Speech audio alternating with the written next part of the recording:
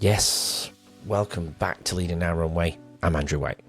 If you missed part 1 with Stephen Falkingham, go back and watch it now, because its transformation from trauma to triumph is absolutely mind-blowing. Today in part 2, we're diving deeper into Stephen's journey as an entrepreneur, author and musician.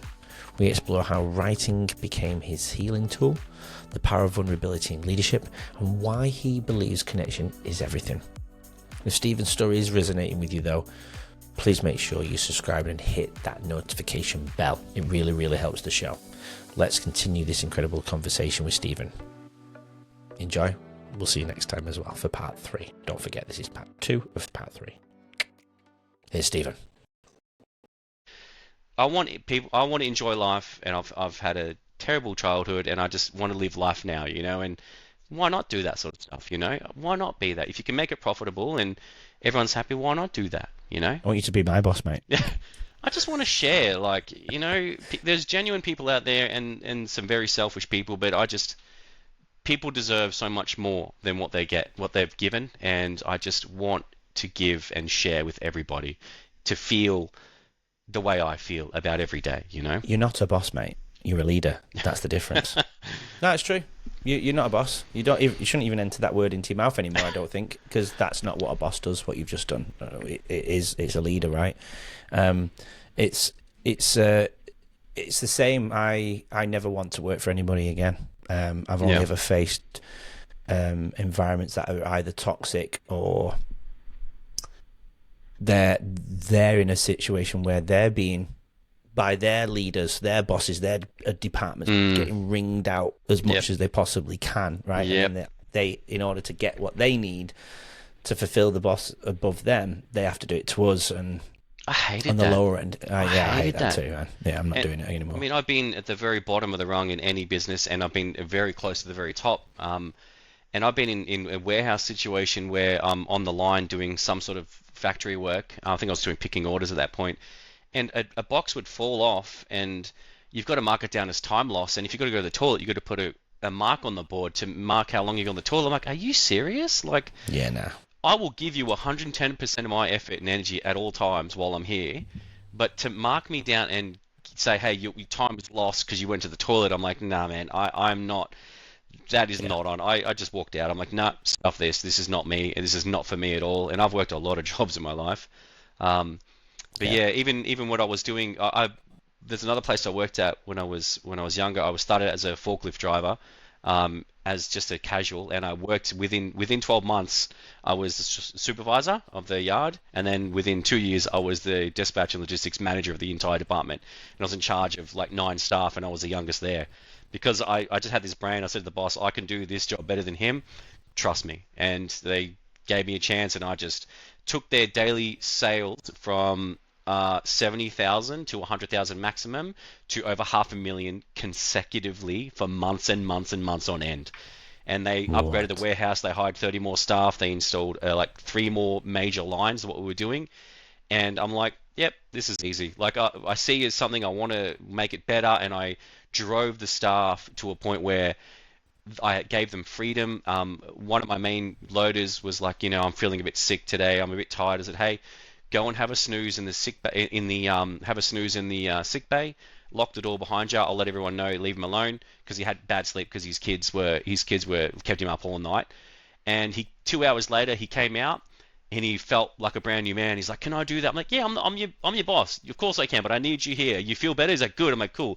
Then we hit another sales record that day because I let him have a snooze, and he goes, do I need to tell anybody? I'm like, I'm your boss. Relax. You told me, I told you, and now I've got you out in the yard, and you're happy. You get paid for the day. He doesn't want to go home. He wanted to work. Take care of your staff. They're people. You know what I mean? That's it. Yeah. So completely agree, man. I love that, and I didn't believe in that pizza stuff. All that. You do really well. Here's a pizza. No, I'm not into that.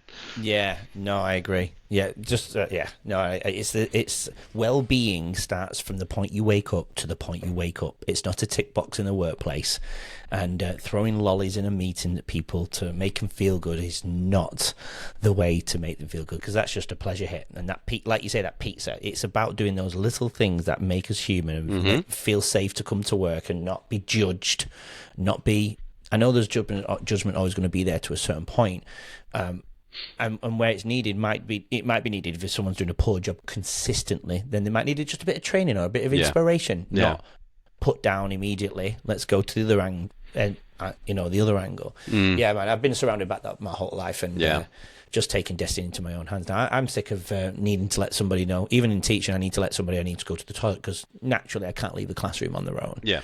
So you have to let them know. But even just the thought of having to let somebody know I need to go. Can you just keep an eye on them?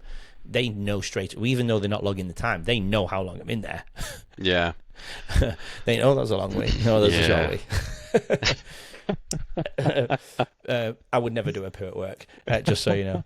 Yeah, I do the same thing. Never do it at a client's home. Yeah, exactly. Yeah. I've been in workplaces where I've been in the toilet crying my eyes out. I've been bullied. And I've been in really bad places in workplaces because of just the culture, the turn a blind eye, push it under the carpet. And if anyone, my guys and my girls, or the ladies and the guys, the ladies and the gentlemen, sorry, I should say.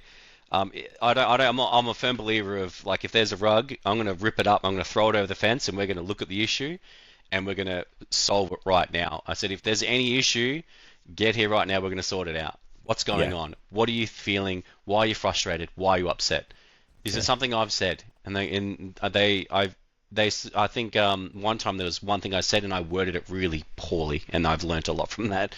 I'm like, you know what? You're right. I apologize. I said that very wrongly, and I think 2 days, maybe 2 or 3 days later, got a phone call. I really appreciate you said that, and it made me feel a lot better. I'm like, I just want to create a safe space that you can have a go at me, you know what I mean, and not feel anything bad's going to happen, because we're all human.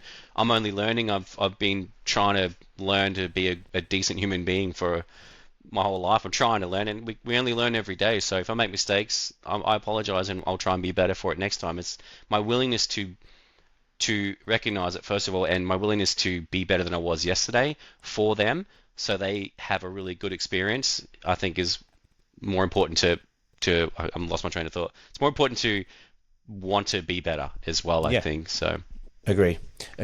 So going just quickly then, going back to your second book, The Internal Pain of Me. Yep. I feel like that is, I suppose, like a prequel. Yeah. Am I right? Yeah, correct. Am I wrong? Kind of like Star Wars 4, 5, 6. Well, Yes. the struggle is real was 4, 5, 6, whereas the internal pain is 1, 2, 3, basically. Exactly. Yeah. And it came next. It came second, essentially. Yeah. Why? What was the purpose of writing that? Let's go there, and so we can fill in that gap from the beginning of your life to kind of like the back to the present moment, like a full circle type scenario. What was the purpose? Why did you write The Internal Pain of Me? Well, I went through a lot as a kid, and it was always a lot of stuff that happened to me as a child is always coming out at me as an adult, all the way through learning business and stuff, and I just felt this massive push behind me that it needed to be on paper. Yeah. I just didn't feel like it was worthy of saying, and when I would tell people one or two tiny 1% of my childhood, and people are just like, holy hell. I was like, dude, that's not even like 1% of what's happened. And they're like, wow, you should write a book. And for a long time, all that sort of stuff. That's why I wrote the other book. But that came out of like people saying, that's incredible, and they share their stories, and then I just had this crazy push behind me. It's like maybe somebody could learn or heal from this, from knowing that we're not alone. And I just an uncontrollable urge just made me do it. You know what I mean? The fire in me, I guess, is what I would say it is that made me do it. So and obviously the inner child was just crying to get out. Just wanted to let it go and forget it, because it was tucked in, it was hidden away for so long, and it was knocking at the door always. Like the little Steve was like, mate, we've been through so much recently, it's time to let me out. And it literally came out on those pages, and my desk was covered in tears, my keyboard was covered in tears. So that's where it just came out. It was just something was meant to happen. Was a different powerful presence that said, you need to do this. That's where it came from. So if you're comfortable then, what did young Steve go through as a child? Um, If we're going to open that Yep. book, what sort of chapters and words would, apart from the ones I explained before, yeah. what sort of things did Steve go through? Physical abuse from my father, being hit consistently from when I as early as I can remember until I was 16 years old. The day of when I hit back. And How that, young? When was your first memory of being hit? Then my first memory of my father was when I was laying down on the ground and his hands were at my throat. I think I was probably like 5 years old, and I felt like the life had just been squeezed out of me. Like I just that, and I just remember seeing his face like over me, and his hands around my neck, and I thought I was gonna die because I was tiny, you know what I mean? I had no power, and that was probably my first memory of my dad. And another one is where I got fully clotheslined by my father. He had my brother by the throat because he had done something. We were like 6 or something, 7 years old, and he'd clotheslined me, and I'd spun upside down, hit the back door, and then my head landed on the bloody ground, and I just felt pain everywhere. And it's not just the physical, but the mental side of that. My father fought in the Northern Ireland War, and he suffered major PTSD, and he saw his friend get shot in the face, and he said he had unalived a lot of people during the war, and he never got that sorted mentally, and he took it out on me as a kid.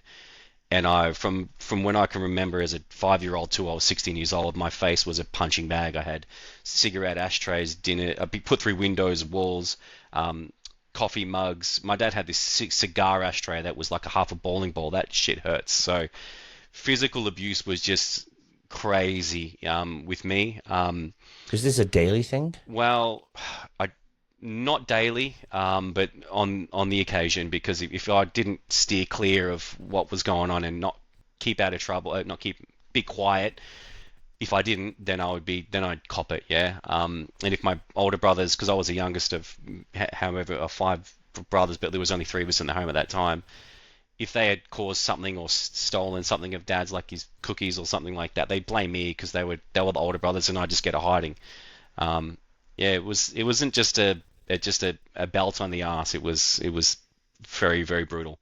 And I joke around that this isn't my face, it's all scar tissue, but I just joke about that stuff now. But it was very physical, very, very physical. And I go into a lot about that in my book and explain a lot of that stuff. My father also tried to commit suicide in front of us, a 240 volt straight to the chest in his shed. That was very traumatic I don't know if I was 8 or 9 years old, probably about them. What was that in his chest? Sorry. He was in the shed, and he plugged a 240 volt power cable into the wall, cut the end of it, and he just stuck it straight into his chest to electrocute himself. Okay. Straight on the ground. Paramedics. It was pretty brutal. What were you thinking in that moment in time? Because of what you'd been through, you think I mean, I don't know if this is a horrible question. I'm just trying to put my head into you and the suffering that you were going through in that time. Was that horrible to see, or were you even getting like a sense of relief, hoping? Nah, definitely not relief. Definitely not relief.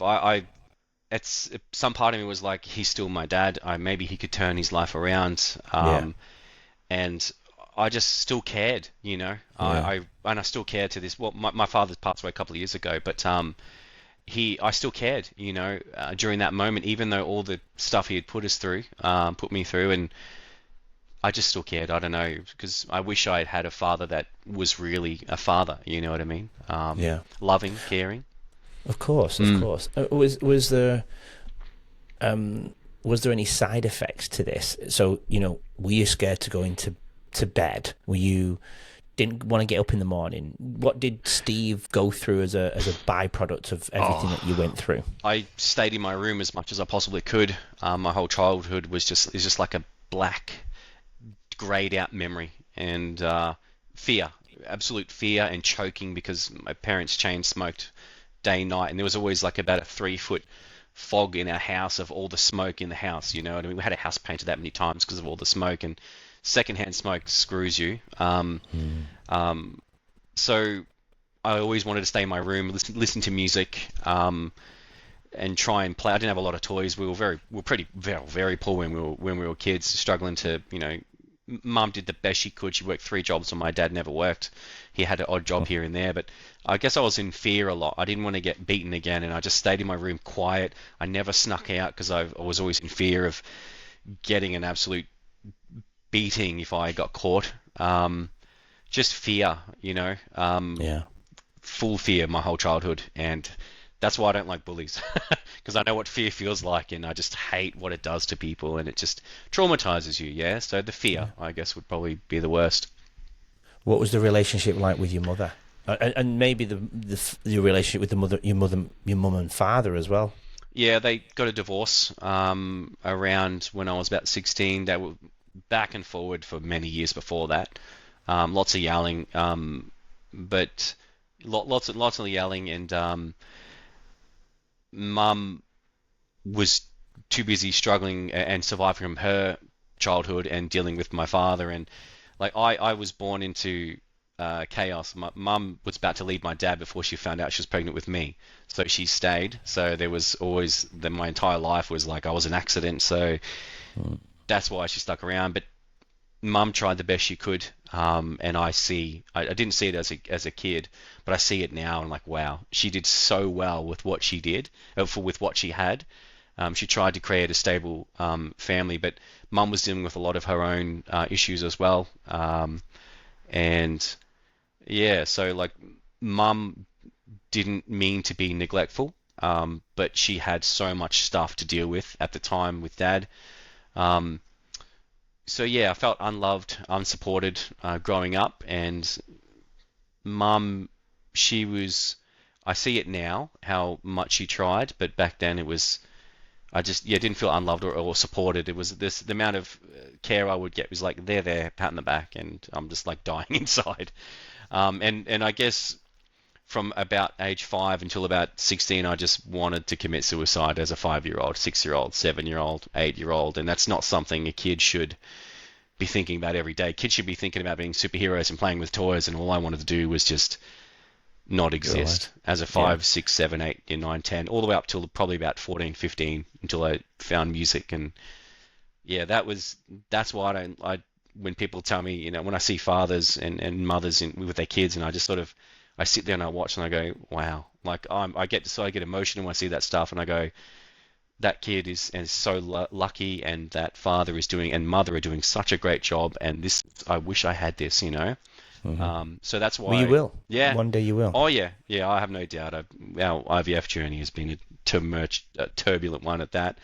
Yeah. Um, but yeah, so I suffered with the father and mother, and my sister passed with cancer. She had cancer when I was about 19, which was she was the only light in my entire family. And before that, when I was in year 8, my brother died of an overdose of drugs, of heroin. Found dead under a bridge. So there was family issues there. I had another brother who armed robbery and went away to jail for quite a few years as well. So I didn't see him. And um, yeah, I've seen the works. I had yeah, so that's when I was a kid. So yeah, there's a lot of other stuff as well from when I was a bit older. And um, So growing up here, I mean, and we can touch on that as we mhm, go forward. If obviously, again, if you're comfortable yeah, of course. and wanting to, but with here, to me, it sounds like obviously there's a connection issue. You've got no connection. There's a lack of connection, lack of love.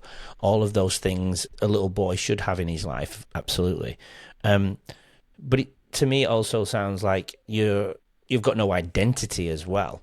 And did young Stephen ever go and look for an identity by, I don't know, going in undesired directions? Maybe a young kid like this in the bedroom all the time, and they get older, they're influenced by the people at school, or influenced with people on the streets that they're hanging out with friends. Did you ever go down a way that you shouldn't have done?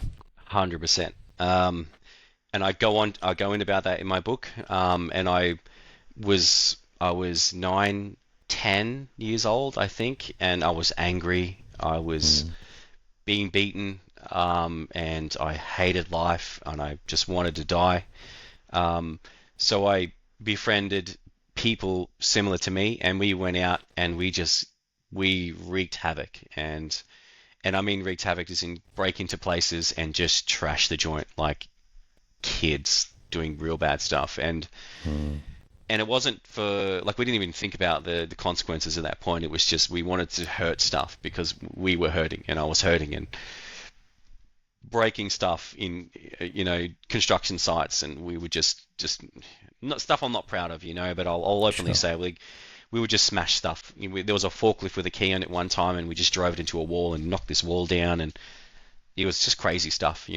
Wow. Yeah, very, very crazy stuff as a kid, even at 10 years old, and even in primary school, there was these kids that I was hanging out with that were selling um, marijuana to other kids, and crazy enough, teachers as well in primary school. And the And teachers would buy it. yeah, yeah, the teachers, because What? their parents would know the kids, you know what I mean? The kids' parents, but it wasn't just marijuana. There was stuff in there I didn't know what it was, like bags of stuff, like white powder and look like little white sort of, I guess, rocks. I guess, in bags, which I don't know, crack. I've never been into drugs, so I don't really know what that is. All that sort of stuff, but being exposed to that as a 9, 10 year old, 11 year old is just insane. You know what I mean? Yeah. Yeah. Um, yeah, crazy. I These mean, are the kids. Yeah. I work in, as you know, I work in primary schools, and I Yeah. see Wow. some very disturbing things, and there's some of the stories that get me. I'm like, wow. Um, and I'm not saying it doesn't exist, but I've never heard like yours. Yeah. I mean, it could be at home. Maybe I'm just not exposed to that, but and I've never seen drugs in primary school. That's for sure. I've seen other things, but not, knives and things like that. But I've Mm, never ever, especially working in England as well. I did see mm, certain things like that, but I never saw drugs. yeah. So that I'm struggling to comprehend the darkness that you were living at that age. Did you ever go into something that pulled you out of it? Because obviously you changed the trajectory of your Yep. life. Did you ever go and find a path that pulled you from Oh that to yeah. give you some purpose? And Yeah. So around I started martial arts and I started Air Force cadets. they always make a difference. Oh my I've goodness. had many guests who have gone down that road, and it's just changed their life. It's Mm. incredible. Yeah, well, martial arts gave me discipline, which I never had. Yeah, Well, I guess I wouldn't say discipline is being beaten, but that's an old I know what you mean. yeah. So Yeah, discipline with that, and I could take it out on the bags, and my sensei saw that I was teaching the younger kids at one point because I was I just soaked it all up, yeah. mm. So that taught me discipline, and I remember one time I think I was 14, 15. I can't remember what age. It was around then. I wrote about it in my book as well. I remember at the end of the session, everyone was leaving, and I was just there on the ground, and I got a bit teary because I felt like I was teaching these younger kids on how to defend themselves, and I was like, shit, like I wish I knew how to do this stuff when I was younger so I could defend myself. You know what I mean? And Mm. it just had a moment, and I was like, wow, this stuff is pretty traumatic. Like it's very bad. So I like to teach them how to help like defend themselves, but it teaches discipline as well. And the thing that I think really hit the most was Air Force cadets, which is what taught me pride, and seeing these, actual Air Force warrant officers, flight lieutenants, like in the actual Air Force, because they do it in their after hours, teach cadets. And I'm like, that's a person in the Air Force, and they deserve respect. And when you don't give it to them, holy shit, they make you, you know what I mean? But it's the way they Yeah. carry themselves, and I'm like, I want to be like that person, yeah. I remember one flight lieutenant. His name was Flight Lieutenant Beaver. His wife was in there, and his daughter was in the Air Cadets as well. And I just was like, I want to be like this guy. And one of the warrant officers as well. He was a very hard man, a warrant officer, and they carried themselves with such pride. And I'm like, wow. And they um, saw me becoming having pride in myself, and I don't know how to explain it, but it just gave me so I get goosebumps just thinking about it and what it gave me as a kid, and I'd had to turn that life around, and I was like, this is I now know how you should carry yourself as a person, and that's where I learned discipline and pride from martial arts and cadets. And then I had to move away from that life, from the troubled life, and it's kind of like a scene out of a movie. I said to them, like, I'm not going to be part of it, because they're all catching up to go do some stuff. And I'm like, I don't want to do that anymore.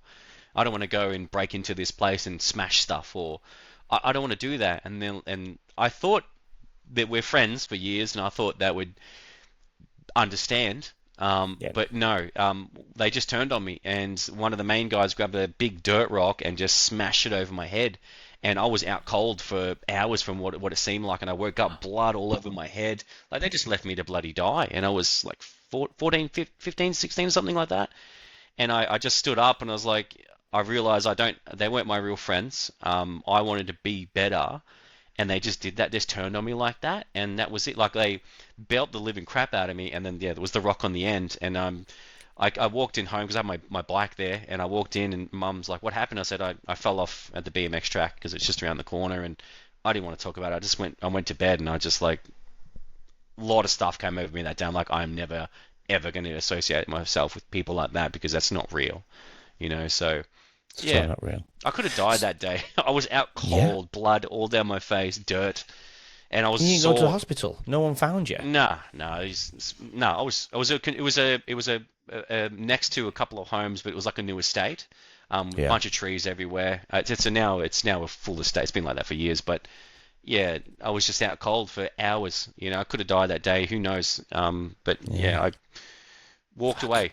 I stumbled away with bruised bodies because they would have been kicking me while I was unconscious, and my whole body was aching as well. So, Bastards. mm, Yeah, but I suppose it made you realise, if that hadn't have happened, you could have probably carried on hanging out with them and made Yeah. some even worse decisions, Oh, right? yeah. So you've got. I suppose you have to change your perspective on it and count it as a blessing because it taught you a very valuable oh lesson. yeah, So if that was 15, I remember you earlier in the episode, and obviously from the pre-chat, but you have mentioned it in this episode that around 16 was that change where you did something that helped you. I think, was that the point where you moved from home at 16, or your relationship with your father changed? oh yeah, yeah. My father. So at that point in time, I was getting youth allowance, and we were getting a certain amount of money from the government as a study. And I said to Mum, I need the money because I need new shoes, new books, new clothes, and uniforms. And Mum's like, no, no, I need it for the rent or for whatever she needed it for, which is legitimate. And I said, that's bullshit. And my dad come running at me, and he hand on the throat at the back door, and he just laid into me like 5 times. And I thought, mate, this doesn't hurt anymore. Like I'm like, why am I sitting here? Like it was just a shock, and at that time I felt disgusted while he was hitting me, and I'm like, why? How could you do this to your son? And I didn't feel it because I've been hit that many times. I'm like, you know what? Nah, this is the final day that this is never going to happen again. And I just saw red, and tears came down my face because not only was it like it barely registered on the physical level, but the mental, I switched my shifting on. He's causing his son so much physical pain right now. I would never do that to my kids ever. And I wound back and I knocked him straight on his ass, and he hit the ground, and I thought, shit, I've got this power. Join us tomorrow to hear more from today's incredible guests and learn valuable insights to help you lead your own way. Don't forget to subscribe. We'll see you then.